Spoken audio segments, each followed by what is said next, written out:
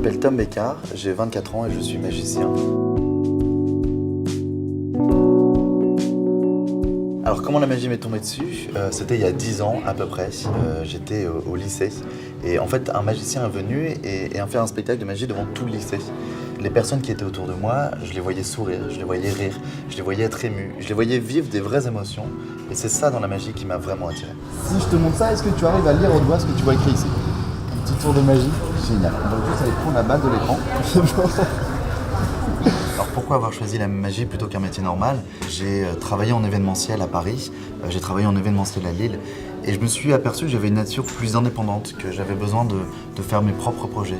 Je me suis dit, voilà, il y avait quelque chose. Pourquoi pas allier la magie avec le marketing, avec le commerce, avec l'événementiel? En mélangeant tout ça, j'ai réussi à créer pour moi un métier qui est un métier de magicien indépendant et entrepreneur. Je pense que ma personnalité correspond totalement au monde de l'entreprise. Mes spectacles de magie sont destinés à toutes les entreprises. Ça peut très bien être la PME comme la plus grande entreprise de France.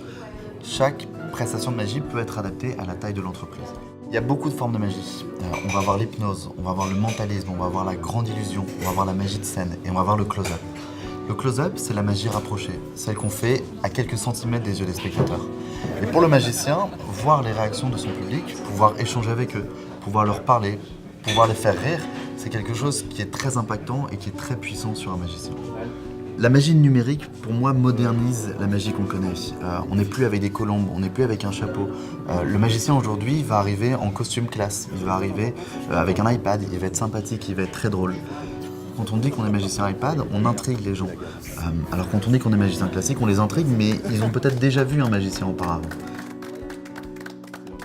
Avec un iPad, on peut très bien offrir des cadeaux aux collaborateurs d'une entreprise, très simplement. On peut intégrer le logo de l'entreprise. On peut ajouter toute la dimension marketing à la magie, celle que j'ai connue quand j'étudiais, celle que j'ai mis en place dans cette nouvelle magie. On va bien souffler sur la balle. Bien, et regardez bien, en soufflant sur la balle, on peut arriver à aller l'ajouter dans votre main.